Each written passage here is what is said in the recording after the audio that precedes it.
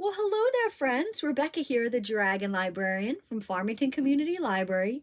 And Elwing and I are here today to talk to you about a series of books that we think are absolutely fantastic, and we think and hope that you will love them as much as we do. So, we're kind of in a weird place this week, right? We just had the holidays last week. We've got New Year's Eve and New Year's Day coming up this weekend. And I've always found that this time between the holidays is just a really, really strange liminal space, right? You kind of don't want to start any new big projects. You want to wait until the new year for that. You kind of don't really feel like starting any new huge books or big series because you kind of just want to wait, right, until the new year starts. But you also want to do some reading, right? Maybe you want to finish up some goals that you had for the year and you want to finish up a couple books and you're just not really feeling up to it. You might be tired, you might be a little overwhelmed from everything going on with the holidays. So I think that a really great thing to do if you're feeling this way is to read some graphic novels. Graphic novels are absolutely fantastic. They're a great space for stories and for artwork. And sometimes you can just read them pretty quickly and not have to engage super deeply, right? And this series that I want to talk about today is a really, really fun, awesome series. Very light. It's fun, easy to read. I've talked about the first one in this series before, but there are two more in the series out. So I want to talk about them as well. So the very first book in the series is called Witches of Brooklyn. And this is by Sophie Escabasse. The Witches of Brooklyn. So this book, or this graphic novel rather, starts with a young girl named Effie who has just lost her family. She's just lost her mom, and she is now abruptly forced to live with her aunts. So her aunt was a stepsister to her mother. She's never met her before, doesn't even know her at all, and now she's just basically dropped on the doorstep of both of these aunts and expected to live with them, and everything's supposed to be okay. Well, that would be really difficult in normal circumstances, right? What a huge upheaval. Well, things are even more interesting in this series because Effie starts to believe that these ants are not just ordinary ants. In fact, they may be witches. And if that's the case, does that mean that Effie is a witch too?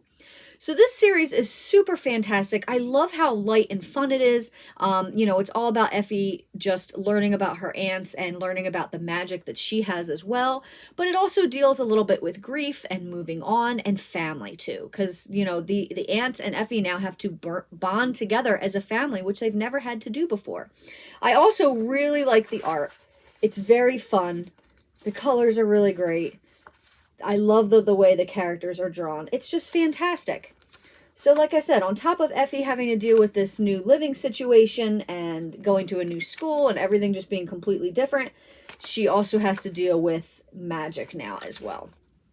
So this is the book that I read a while ago and absolutely loved it. Well, there are two more in the series as well, and they're both out right now. So the second book is called What the Hex? Witches of Brooklyn. What the Hex? And this one is about Effie learning more about her magical powers. She gets instructions from a suit of armor that is empty on the inside, that is her tutor, which is super hilarious because he's very strict. But she's also dealing with some regular run-of-the-mill problems too when from winter break, one of her friends comes back and has befriended this new girl in school, and she feels like she's being replaced. So it has to deal with a lot of friendship and stuff as well.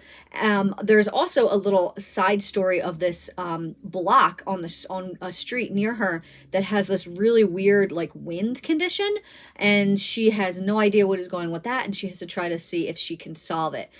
So this is really fantastic as well.